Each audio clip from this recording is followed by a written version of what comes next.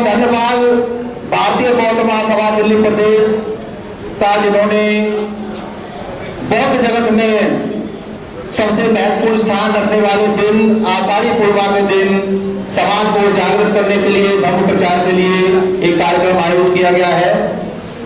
तो सर्वप्रथम भगवान तथागत सम्यक संबुद्ध को नमन करते हुए, परम पूज्य बोधिसत्व बाबा साहब डॉक्टर भीमराव अम्बेडकर को नमन करते हुए, समर संस्कृति में निर्वाह करने वाले ऐसे सभी संत गुरु महापुरुषों को नमन करते हुए,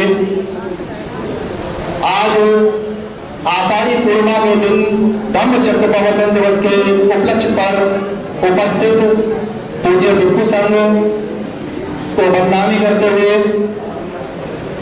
इस संस्था के राष्ट्रीय अध्यक्ष सीएम प्रफुल्ल साहब और उनके सभी कार्यकारी सदस्य पदाधिकारी और इस कार्यक्रम के आयोजक भारतीय बौद्ध महासभा दिल्ली प्रदेश के अध्यक्ष श्रद्धेय तेज सिंह गौड़ जी, उन्हीं के महासचिव जो मंच का सफल संचालन कर रहे हैं श्रद्धेय रणदीप मौर्य जी, और दिल्ली प्रदेश में कोषाध्यक्ष के पद में जिम्मेदारी को निभा रहे श्रद्धेय राकेश भारती जी, सभी शाखाओं के अध्यक्ष, महासचिव, कोषाध्यक्ष एवं उनकी कार्यकारी सदस्य, और आज इस पावन पवित्र धर्मभूमि पर उपस्थित उपासक उपासिकाएं, सभी को मेरा नमो बुद्धाय जय भीम।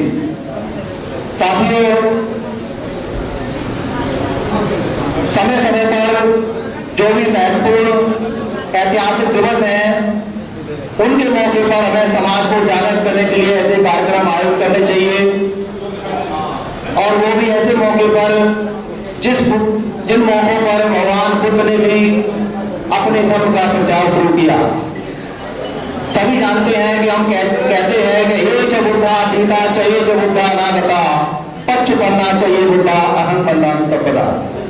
बुद्ध ये खुद कहते थे हे च बुद्धा कि ये बौद्धों का देश है और मुझसे पूर्व 27 बुद्ध हुए हैं, लेकिन उन 27 बुद्धों को बुद्ध ने ही जन जन तक पहुंचाया, कोई उनको नहीं जानता था, क्योंकि उन्होंने भी ऐसा ही ज्ञान प्राप्त किया, अहद प्राप्त किया, निर्वाण प्राप्त हुआ, लेकिन उन्होंने उस ज्ञान को अपने तक ही सीमित रखा और बड़ी घोर तपस्या और घोर विपश्यना के माध्यम से भगवान तथागत बुद्ध ने बड़े लंबे अंतराल के बाद इस धर्म को, इस कल्याणकारी मार्ग को अपनी घोर साधना से पुनः खोज निकाला और उस सर्वोच्च पद पर पहुंचे, जिसके लिए उस समय भी और उससे पूर्व भी लोग रास्ते में भटके हुए थे, उन्हें रास्ता नहीं मिल रहा था।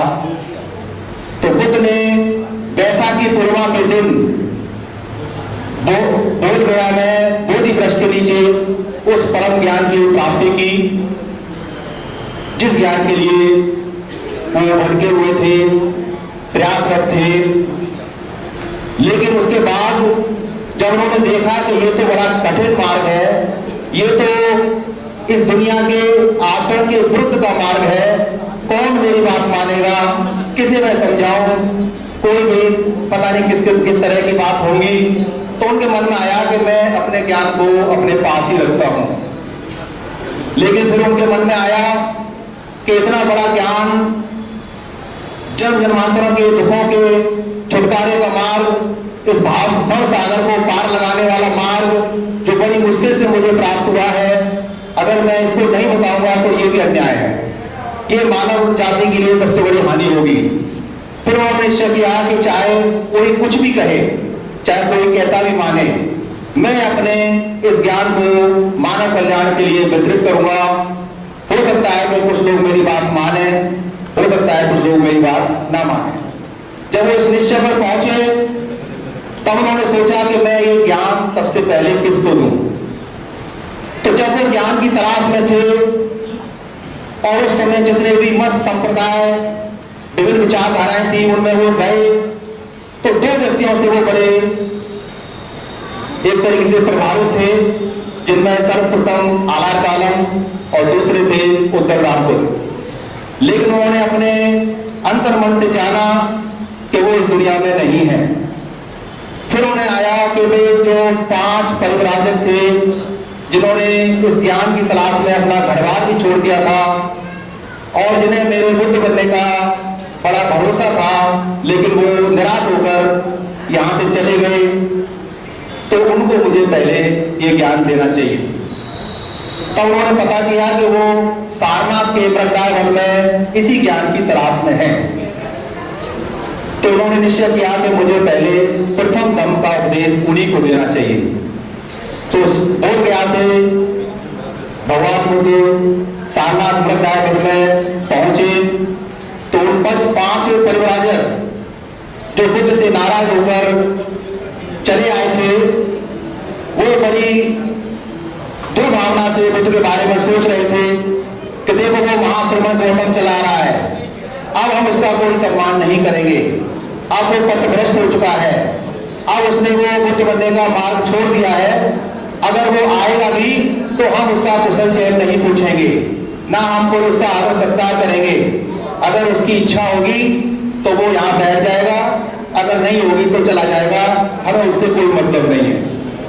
लेकिन सिद्धार्थ अब बुद्ध हो चुके थे, उनका तेज, उनकी करुणा, उनकी मैत्री की जो तरंगें थी वो उन 5 परिवारों पर जैसे ही पड़ने लगी, उनका अंतर्मन बदलने लगा और उनके प्रति स्नेह उत्पन्न होने लगा, आदर सम्मान प्रकट होने लगा।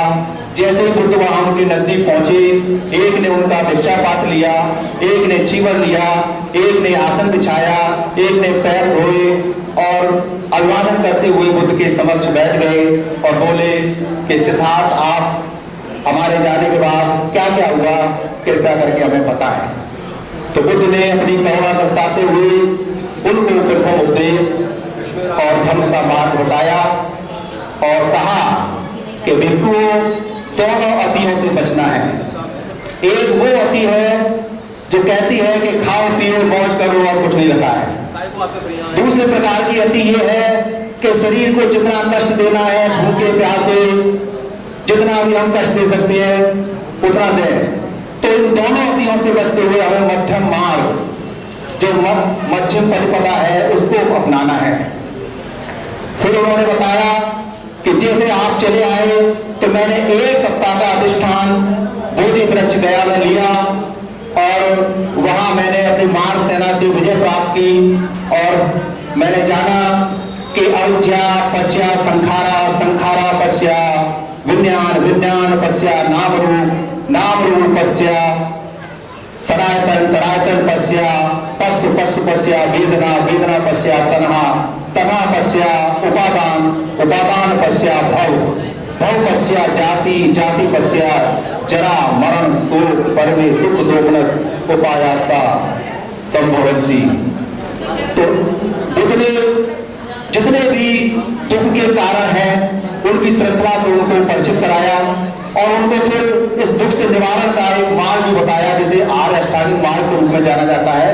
कि हम, ये हमारे बस की बात नहीं है कि अविद्या संसार में आते ही हमारे साथ रहती है, अज्ञानतावश हम कोई ना कोई संस्कार करते हैं, विज्ञान पैदा होता है, नाम रूप यानी शरीर बनता है, उसमें सरायतन 6 इंद्रियां लगती हैं, उनसे सुख दुख की अनुभूति होती है। तो इतना हमारे बस की बात नहीं है कि हम इनको अपने नियंत्रण में कर सकें, लेकिन जो वेदना है, वेदना के पास जो तृष्णा पैदा होती है कि अच्छा है तो चाहिए और बुरा है तो नहीं चाहिए, जिससे राग द्वेष और मोह पैदा होता है, यहां हम अपने आप को नियंत्रित कर लेते हैं तो हम इस दुखों की श्रृंखला को तोड़ सकते हैं। और जैसे ही बुद्ध को यह ज्ञान प्राप्त हुआ तो उनके मुख से पहली बाणी निकली, अनेक जाते संखारं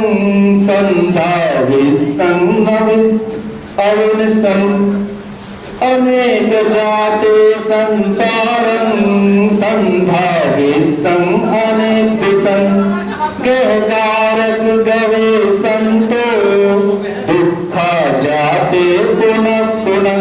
बुद्ध कहते हैं कि अज्ञानतावश मैं बार बार जन्म लेता रहा और जन्म से मृत्यु की ओर दौड़ता रहा।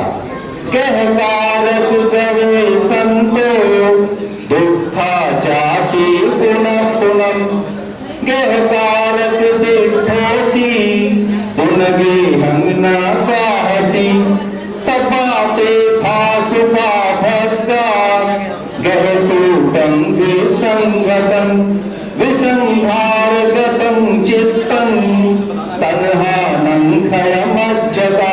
हे गहकारत, हे घर बनाने वाले, हे भवसागर बनाने वाले, हे दुखों में उत्पन्न करने वाले, अब मैंने तुझे जान लिया है। अब मैंने अपनी घोर विपसना से ये जान लिया है कि किस तरीके से इस भवसागर में हमारा जन्म होता है और जितनी भी तृष्णा है उन तृणानंद है मज्जबा, मैंने सभी तृष्णाओं का क्षय कर दिया है। अब मैंने घर बनाने का जो सारा सामान है वो मैंने सब नष्ट कर दिया है। अब तू मेरा घर नहीं बना पाएगा। तो बुद्ध कहते हैं कि ऐसे धम्मो सनातनो, ये धम्म जो है सनातन है, प्रकृति धर्म है। इससे पहले कोई धर्म नहीं था। बुद्ध ने ही सर्वप्रथम दुनिया में धर्म का प्रतिपादन किया और सभी के लिए इस अष्टांगिक मार्ग को उन्होंने कहा कि इस मार्ग पर चलते हुए आप भी अपने दुखों का निवारण कर सकते हैं। तो बुद्ध का धर्म बहुत ही जो है ज्ञान का भंडार है। उसके लिए आप एक दिन नहीं, 2 दिन नहीं, 10 दिन नहीं, आप अगर पूरे जन्म भर अगर सीखते रहे तो भी आपका ज्ञान अधूरा ही रहेगा। तो जितना भी हमें ज्ञान प्राप्त होता है, बुद्ध तो कहते हैं तुम्हें ही किच्छंग आतत्व अखा तारो तथागता, मैं तो केवल माल जाता हूं, तारे के समान रोशनी प्रकट कर सकता हूं, चलना तो आपको खुद ही पड़ना पड़ेगा। अत्ता ही अत्तनो नाथो अत्ता ही अत्तनो गति, आप अपनी गति सुगति दुर्गति जैसी बनाना चाहते हैं ये आपके हाथ में है। कोई आपको जो है आपको तार नहीं सकता। आप जैसा कार्य करेंगे, जिस मार्ग पर चलेंगे वैसा ही आपकी गति होने वाली है। आप अपनी गति के स्वयं मालिक हैं, कोई आपको दुखों से छुटकारा देने वाला नहीं है। तो आपको मार्ग मैंने बताया है, उस पर आप चलें तो जरूर आप निर्वाण को प्राप्त होंगे। तो बुद्ध का मार्ग आओ नहीं हो, पाहो नहीं हो, तप्त नहीं हो, अंजलि कर नहीं हो, अनुत्तरम पूजन कीर्तन लोकसार, ये आह्वान करने योग्य है, धारण करने योग्य है। और स्वखातु भगवता धम्मा संगठित अपराध को, ये सुविख्यात है, मतलब अच्छी तरह परिभाषित है, हर विदेश काल परिस्थिति में हर व्यक्ति पर लागू होता है। आपको केवल इसको धारण करने की आवश्यकता है, जरूर आपका कल्याण होगा। ऐसी भावना के साथ सभी को मंगल कामनाएं करते हुए आषाढ़ी पूर्णिमा धम्म चक्र की बधाई देते हुए नमो बुद्धाय, जय भीम, जय Bharat. Press the bell icon on the YouTube app and never miss another update.